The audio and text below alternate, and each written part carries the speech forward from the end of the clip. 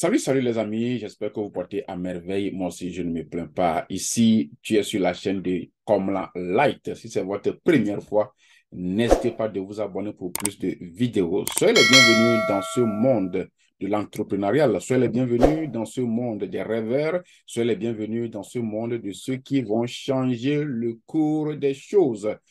Nous voici encore au niveau du développement personnel. Aujourd'hui, c'est la seconde vidéo que vous êtes en train de regarder tout de suite. Et le thème de cette vidéo d'aujourd'hui serait différent de celle qu'on avait fait hier. Hier, j'ai commencé à nous dévoiler les secrets qui se trouvent dans un livre que tous les entrepreneurs aux États-Unis utilisent. Il l'appelle Think and Grow Rich, qui a été écrit par Napoléon Hill. Et ce livre était publié depuis 1937.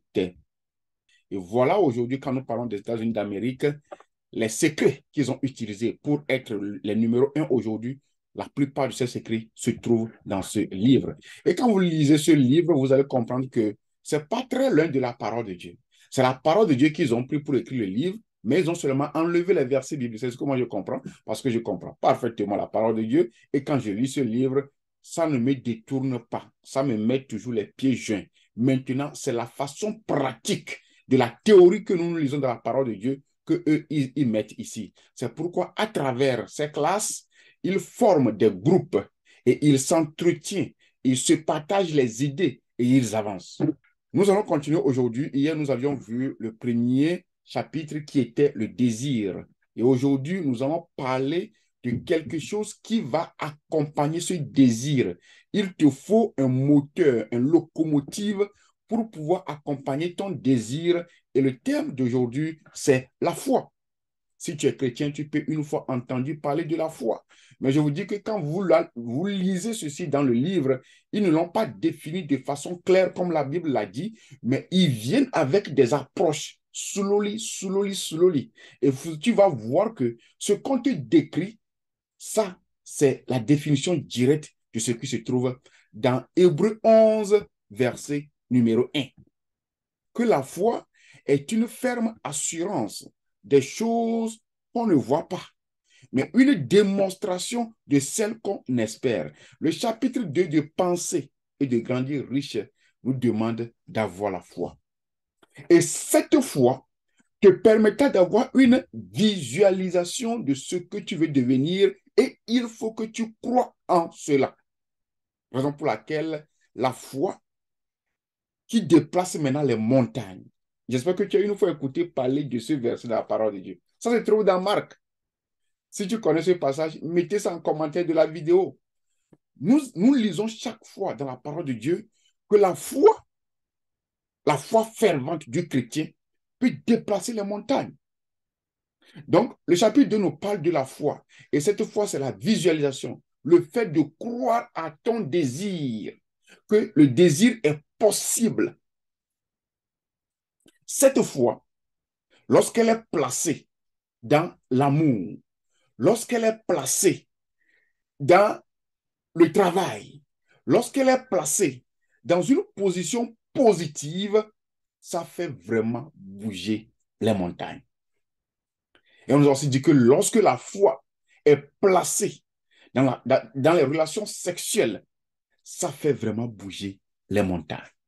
Alors, un parfait temps pratique.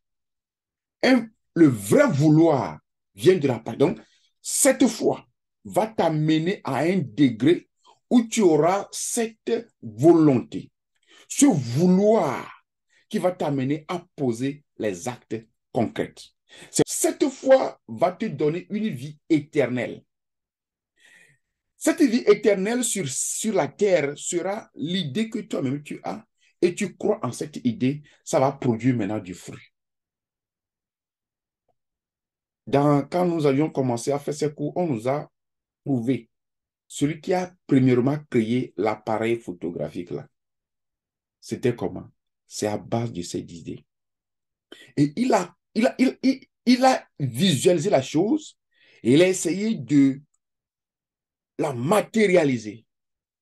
Je rentre en esprit. Il a essayé de la matérialiser et cela est devenu possible. Donc, la foi donne une vie éternelle. Vous avez compris maintenant pourquoi la foi donne une vie éternelle? Donc, quand on parle d'une vie éternelle, ce n'est pas je vais mourir, j'irai au paradis. Non, on ne parle pas de ça. Elle dit, ton idée serait capable de créer quelque chose qui va demeurer de génération en génération. Ça devient éternel. Celui qui a créé le portable, c'était une idée. Ça devient éternel. C'était une idée. Et concevoir les différentes maquettes jusqu'à ce qu'aujourd'hui, on fait allô, tinini, tana. La foi te donne aussi le pouvoir et il te permet à ta mentalité de rentrer en action. La foi est le commencement de toute activité et la foi. Faith is basic of all miracles. La foi est la base de tous les miracles.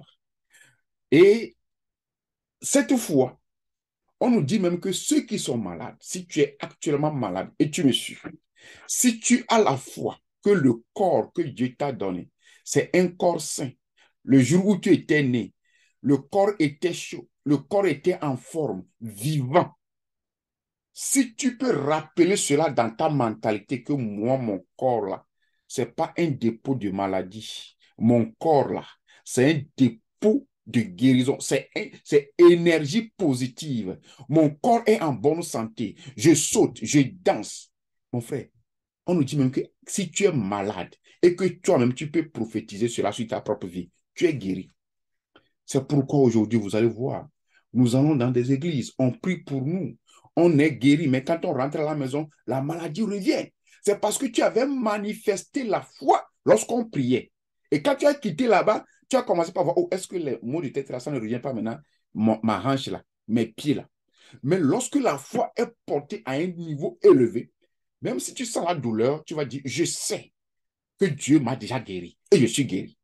Et tu manifestes la guérison dans ta chair, malgré que tu souffres. C'est pourquoi ceux qui ont des grandes visions, ce n'est pas qu'il n'y a pas les challenges. Les challenges viennent, mais sachant son objectif, il, il brave le vent, les torrents, tout ce qui vient, il fait face. Donc, la foi est la base de tous les miracles. Il y a faith plus prayer. Give infinite direction and communication. La foi plus la prière donne une direction précise avec de communication claire. Tu as une vision claire de la chose. Notre pensée, si tu ajoutes la foi à cela, cette vibration va te permettre de te mettre en action. La foi te donne une formule personnelle de confiance pour accompagner notre désir. Si tu as le désir de créer quelque chose, ou bien si tu as le désir de faire une application, si tu as le désir de rendre visite à quelqu'un, si tu as le désir même d'appeler quelqu'un, si tu as le désir d'aider quelqu'un, si tu as le désir de changer le cours des choses, de changer la façon dont tu communiques avec ta femme, ton mari, la façon dont tu communiques avec tes enfants, la façon dont tu te comportes dans le lieu du travail. Si tu as ce désir, ce sont les types de désirs. Le désir, ce n'est pas seulement l'argent. Hein. Ce sont les types de désirs. Ce que tu désires, il faut appliquer la foi à cela. Par exemple, pour notre deuxième vidéo, nous allons nous arrêter ici. Nous avions parlé de la foi. Et la foi est une ferme assurance des choses qu'on espère et une démonstration de celles qu'on ne voit pas. Si tu es stérile, dis que je suis productive. Si tu n'as pas du travail, dis que j'ai du travail. Si tu es malade, dis que je suis guéri. Si tu es pauvre, dis que je suis riche. Ce sont les paroles qu'on nous donne chaque fois. Maintenant, quand ça sort, il faut avoir la foi et essayer d'agir dans le sens. Que le Seigneur vous bénisse. Nous allons nous retrouver dans la troisième vidéo qui est plus puissante que celle-ci. C'est là où les choses vont commencer par naître. Si c'est votre première fois sur la chaîne, n'hésitez pas de vous abonner pour plus de vidéos. Alors, nous voici à la fin de la vidéo d'aujourd'hui. Je vous remercie de m'avoir suivi jusqu'à ce point et je vous demanderai humblement de partager cette vidéo dans vos groupes. Je vous demanderai aussi d'aimer la vidéo et si vous n'êtes pas encore abonné aussi, il faut le faire en même temps avant que je ferme la page. Abonne-toi, je t'attends, abonne-toi. Il faut t'abonner, il faut t'abonner. Donc, si tu envoies même la vidéo à quelqu'un, il faut demander de s'abonner parce qu'il y a les grandes choses qui sont devant. Vous voyez, nous venons de commencer un livre. On est seulement au chapitre 2. Nous en avions jusqu'à 13. OK? Donc, dans la vidéo prochaine, nous allons voir le troisième chapitre qui serait une surprise pour vous. Donc, je voulais vous demander humblement si vous connaissez un passage biblique qui peut appuyer ce que je viens de dire, ça me fera plaisir. Ou bien un dicton dans votre langue, un dicton dans votre milieu qui peut appuyer ce que je viens de dire. Mettez cela en commentaire. Nous voulons tous apprendre. Et nous voulons aussi vous tenir informé que toutes les questions seront les bienvenues en commentaire. Si toi, tu veux d'autres explications, tu peux les laisser en commentaire. Merci et à la prochaine.